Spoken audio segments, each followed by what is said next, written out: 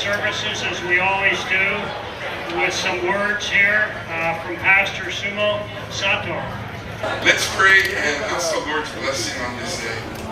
Father, thank you for those who we're going to honor and those who we're going to induct today.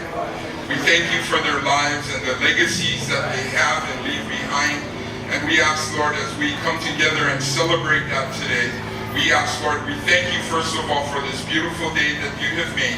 Help us all to rejoice and be glad. Bless this time, and we honor you and thank you. Thank you for the city of Huntington Beach and allowing these things to happen to honor these men and women. We thank you in Jesus' name. Amen. And then we'd like to call upon our Mayor Matthew Harper. Please come forward. Thank you for coming out this morning. It's truly an honor as a mayor to be a part of this induction ceremony. The Surfing Walk of Fame has really established itself as one of the preeminent traditions in surfing and one of the preeminent traditions here in the city of Huntington Beach. And those who are on the board really deserve applause for all the hard work that goes into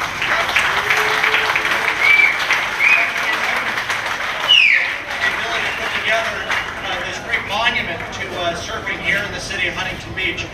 Just what a great location, because so many people within the city of Huntington Beach, as well as those who visit not only from throughout California, but throughout the United States and throughout the world, are able to see those who have made such a mark on surfing for the world, just right here in Huntington Beach. It really is outstanding that we're becoming almost the Cooperstown, if you will, for surfing, and that's really our goal within the city of Huntington Beach, is to really establish, celebrate our surf heritage at Surf City, USA.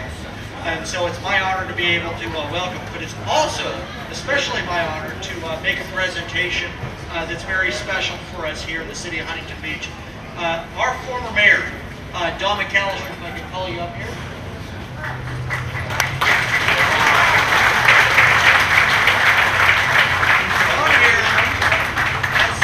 City in so many capacities, and if I can remember just a few of them off the top of my head. Not only is Don McAllister a former mayor for the city of Huntington Beach, Don McAllister is a former city council member, and in my opinion, almost even more important, you're a former trustee for the Huntington Beach Union High School District. And so you can see that this is one of the places really where the genesis of scholastic surfing at the high school level has really been celebrated. When I was at Huntington Beach High School, Coach Verdone was an outstanding coach. Huntington Beach High School's out program, Edison, Marina, etc. So the connection between students and surfing is alive and well here. And so Don has not only been able to be a part of surfing here in the city of Huntington Beach, but he's been really unofficially our ambassador, helping establish our sibling city relationship with Manly, Australia, the home of the Australian Open of Surfing. But we are looking for Don to really represent Huntington Beach and surfing internationally for Australia and beyond. I know you've got some plans and you might want to share those with the folks, but I would like to, as mayor, proclaim Don McAllister as ambassador at large for the city of Huntington Beach.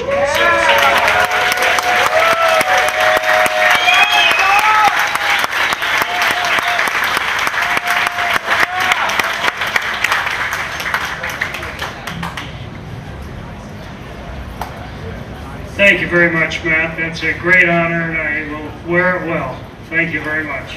Liking to keep this program right on time, I'll turn it over to PT to start our program.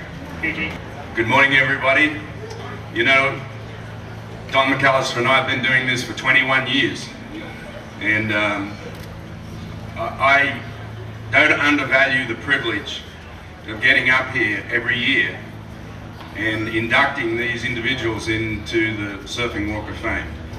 And I remember when we first started, we only put 5 stones in the sidewalk, and now there's 140. This is these people's moment in the sun. I mean, they've given a lifetime to our sport of surfing, and this is their moment. And so every year we start off the ceremony with what's known as the honor roll, which was created to recognize people that have made a contribution that don't normally maybe fit into one of the 5 categories. And this year we had been saving this one for the 100th year because this individual had an incredible influence on the city of Huntington Beach and many of the people that are out here in the audience. When I first got to town, and I heard pretty quickly the name Vince Morehouse. And we're going to have a couple of people come up. His son Dan's coming up, and also Bill Richardson. If you actually look at the program or the poster, there's this photo of the lifeguards some 50-something years ago. And Vince looks like he's lecturing a young Bill Richardson, who I think he said he was 20, with the hoodie on. And I found this photo, and in that photo is Ray Bray, Bill Richardson, and Max Bowman. And Vince Morehouse actually inherited it from Bud Higgins, the job as the chief of lifeguards. And so for the last 50 or 60 years, I would think, Bill Richardson, you guys have ruled our beaches, and they deserve a round of applause because we have some of the safest beaches in the world. So with that said, Dan and Bill, could you make your way up here? I'm not sure which order you guys are going to speak in, but I'll let you two figure it out. This truly is an honor for my dad and our family, because in public safety sometimes people have to make the hard decisions. And for an honor like this coming from the surfing community means a lot, because I know there were times when he made the tough decision and he really pissed off a lot of surfers.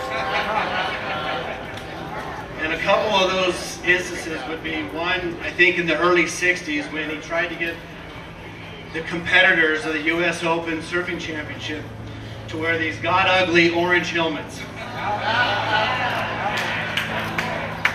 And although I think it worked for a little bit, I think ultimately the surfers won, and that went out the window. The other time I think that, and he continues to piss off, excuse my French, the surfers, is every day during the summer when the beaches get crowded, this thing comes up on the lifeguard stands called blackball. And you can imagine when the surf is raging and they see those blackballs go up, that they're going to badmouth somebody.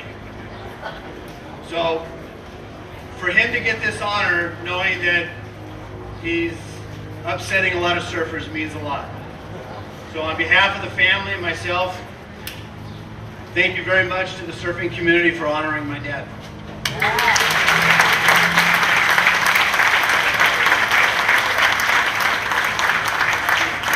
Well, I get to talk about Vince Morehouse, the man.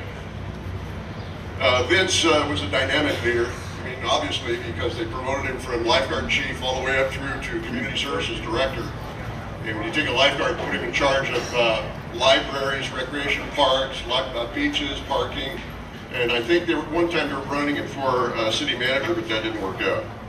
Fortunately for most of us who worked in the city, because you would have all got a taste of what it was like to work for Vince Morehouse. I had a real good taste of it. I'd like to talk about his city career first, and this is not going to be long, it's going to be pretty quick. Vince first worked as a seasonal lifeguard in 1949. A young kid came down, worked on the beach, worked in a tower, and then his country called. He went into the Navy and served until from 1950 to 1955. He returned to lifesaving in 1955 and was a seasonal lifeguard lieutenant, which meant that he ran a unit on the beach, was in charge of an area, and responsible for supervising the recurrent lifeguards under his care. In 1956, he became a full-time lifeguard captain.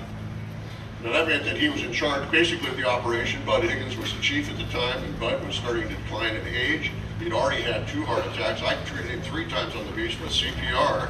So I'm the reason that Bud Higgins was alive as long as he was, at least 3 times. But in 1957, he took over the reins from Bud as the chief lifeguard, and things really started to change then. Most of you recognize that lifeguards had been in the early 50s and in the 40s were recognized as kind of beach bums. They wore varying different kinds of trunks, long hair, smoking in towers, talking up the babes, and doing all the stuff that everybody thinks lifeguards do today that they don't do. He put us in khaki uniforms with CPO caps and black shoes. We were the only ones in the United States doing that. It looked like the US Navy when we lined up in the morning to do our morning inspections. But the idea was to upgrade lifeguarding and to make it as serious a safety service as police and fire. And I think Vince accomplished that. What you see on the beaches today, and not just in Huntington Beach, because we started it here, but in all the beaches in California, you see guys wearing full-dress uniforms, and the attitude toward lifeguards has changed a great deal.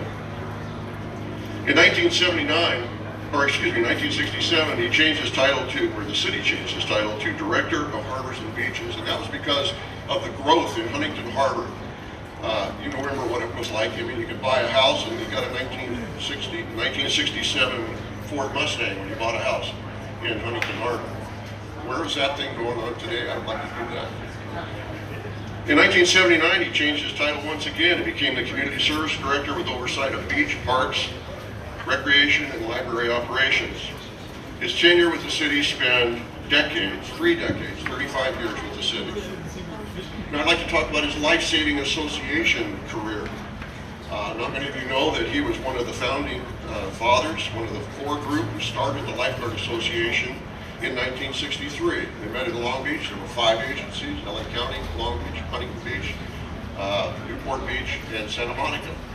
They sat down and talked about forming the Surf Lifesaving Association of America, SLSA, and that came out of Australia when we went to the Olympics in '56. There was a side event going on that started people looking toward professionalism in lifesaving and creating an organization where all the lifeguards could come together and talk about how they do their work and how they could make it better and make the public safer. The SLSA of America progressed into the National Surf Lifesaving Association, which eventually has morphed into what is now called the United States Lifesaving Association. There are 9 regions across the country, about 15,000 members, and the job of the Surf Lifesaving Association is to be recognized as the open water experts in lifesaving across the United States. We have relationships internationally with Australia, Japan, all the international communities, and we all get together once every 4 years and talk about what lifesaving is all about. In 1971, he was appointed NSLSA International Liaison to World Lifesaving and served as president of the National Surf Lifesaving Association from 1963 to 1974. He was eventually elected president of World Lifesaving and served from 1967 to 1980. Now I'd like to talk about his contributions to the surfing community, although there is probably some disparity about what you guys think about he did. I can tell you from having been on the front lines and having gotten my teeth knocked out by a couple of you guys who are probably sitting out there, that it was ugly in the 70s. In the 60s and 70s, when surfing was becoming a rage all over the country, Huntington Beach had a municipal code that disallowed surfing from 11 a.m. to 5 p.m. from Memorial Day to Labor Day, regardless of surf conditions, regardless of crowd conditions. I can only say one word that can define it. It was asinine. For you and for us who had to enforce it. The city attorney told us if we didn't enforce it, we were liable. And God knows what kind of liability it would be for somebody to get hit by a surfboard in the mouth. They would take it to the city, they'd get all kinds of money, and then I'd get a decrease in pay. Needless to say, there were problems with that ordinance. With Vince's leadership and with members of the surfing community sitting down, we were able to come to an agreement that gave lifeguards the ability to control surfing based on crowd density, aquatic activity, and weather. It eventually was changed again to open up surfing areas like on the north side of the pier.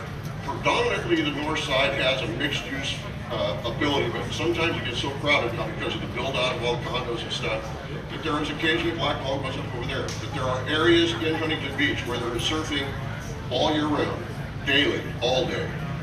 Without that flexibility, I'm sure we'd still be standing toe to toe doing MMA on the beach. And guys like me would have been suffering the consequences, I'm sure.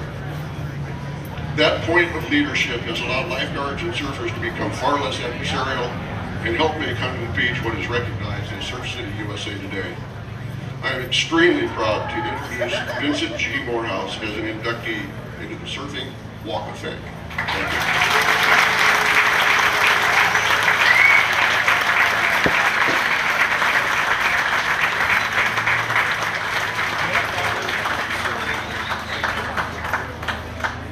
And now that brings us to the inductees. As you know, we have 5 categories of inductees, and this one's very important because it's called the local hero. And this whole row of people in the front row are the Haleys right here. And they've had an incredible history in Huntington Beach with the late Jack Haley winning the first championship in 1959. And then followed that year, our inductee today, his younger brother Mike Haley. And these guys were, along with guys like Chuck Flynn over there, they were the locals at the pier back in the day. They went to Huntington High School, and it's really a special thing to honor Mike Haley here today.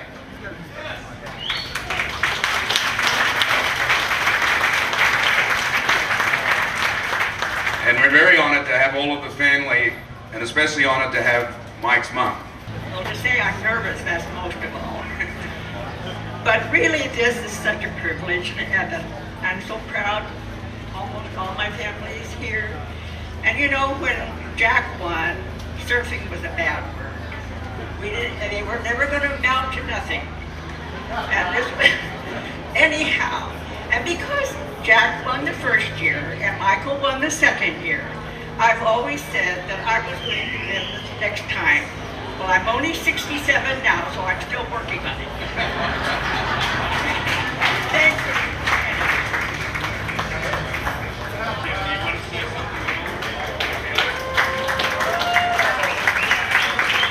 Thank you very much. Well, certainly on behalf of my family, and what a privilege it is to be a part of Huntington Beach. And my uncle and my dad went to Huntington High School. So did my brother Jack and myself, and we caused some trouble too. Thank you so much to the city of Huntington Beach and all the support you give to my family for this recognition and my father before me.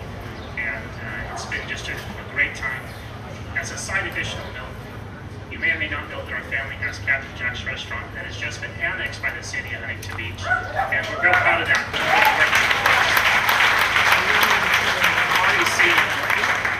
We've already seen a great strength in the services that we receive from the city and just the community itself. So we're glad it went south instead of going north. So thank you very much.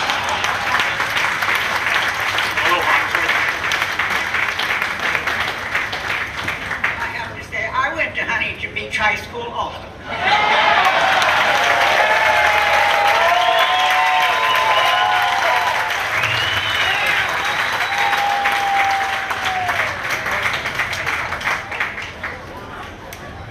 That brings us to our next category, surf culture.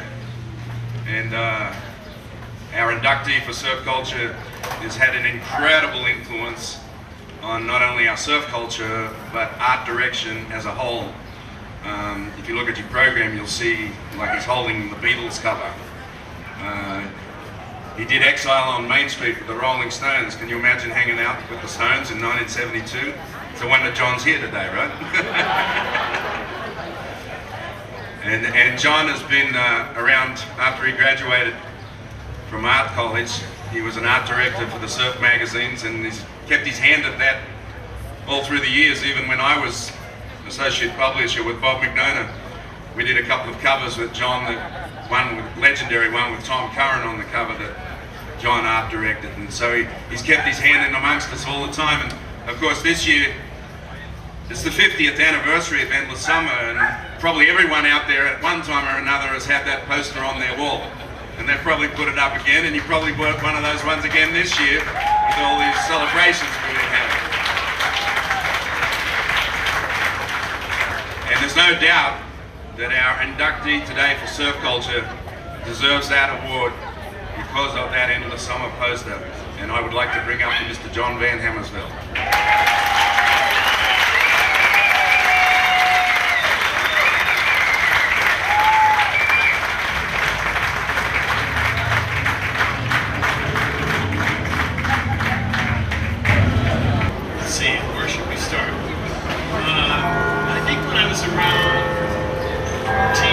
I used to come to Huntington Beach, live here, and shoot it with Phil Becker.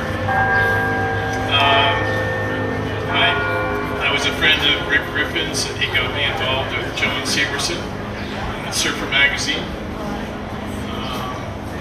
But I think that the biggest and the most kind of strange thing that happened is that in the hippie age, I was at the San Francisco airport, and I had really long hair and leather jacket. And I was walking across the airport lobby, and there was Butch Van Arsdalen, who turned around and said, "Hey, Hammer, let's go surfing!" But I had made a transition from surf culture to hippie culture. So I said, "I'm seeing Rick Griffin, I won't be around. See you later." He was on his way to the islands again. That's about all I have to say.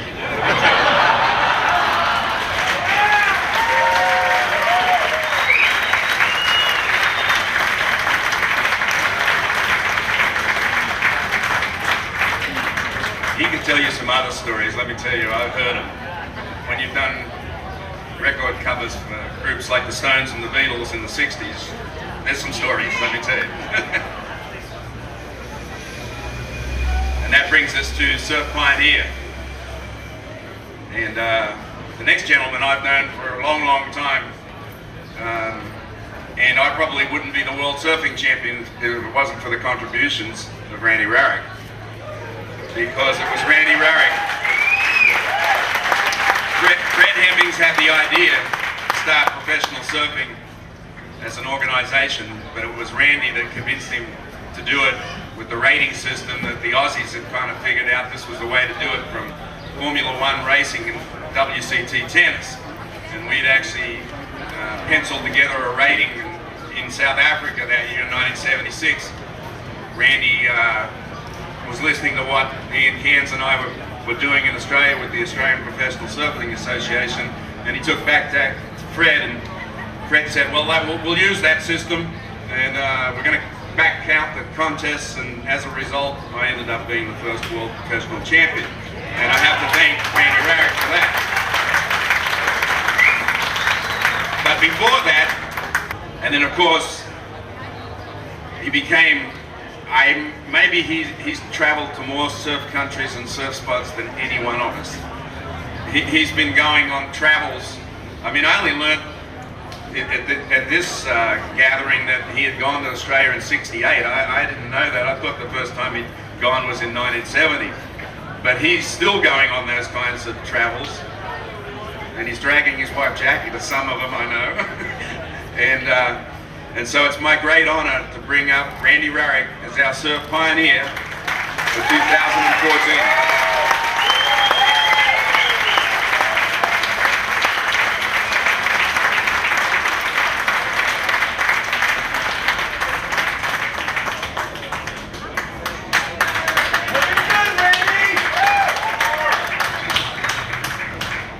Well, everything PT said is true, except he came up with a scoring system, and I didn't use his system, I used mine. If I'd used his, Ian Cairns would have been the first world champion.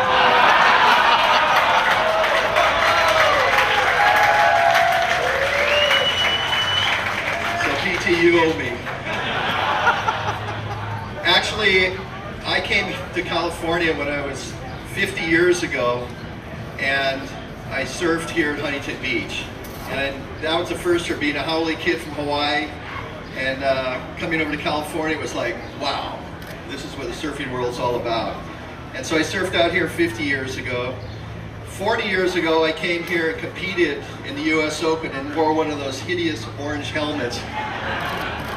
And but I decided that professional surfing had a place, and as PT said, I teamed up with Fred Hemmings in 1976, and we started the World Pro Tour, which has evolved into the ASP World Tour. And I'm happy to say that what you're seeing across the street is due to the efforts of a lot of people, and luckily, pro surfing is what's happening now, and thanks to the ASP for that.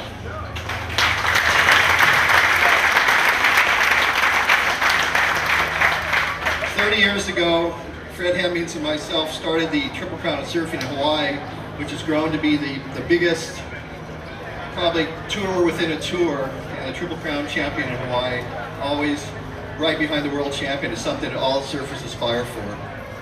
So I'm proud to have done that. And now I'm still surfing, and here I am back in Huntington Beach, and I just want to say thanks to everybody for recognizing me. It's been a great run. I spent basically my entire adult life promoting surfing, and it's come a long way from when the Haleys were talking about when we were all bums. So thank you very much, and welcome.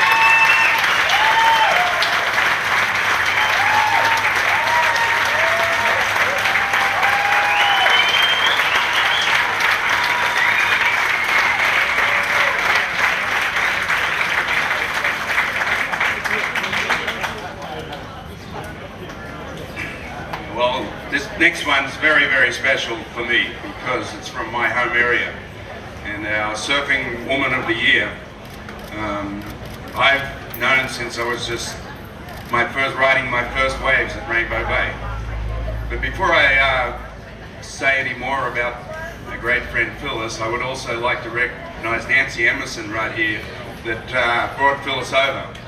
Phyllis just turned 77 a week ago, and she said, "Wow, I don't remember the flight being that long to California."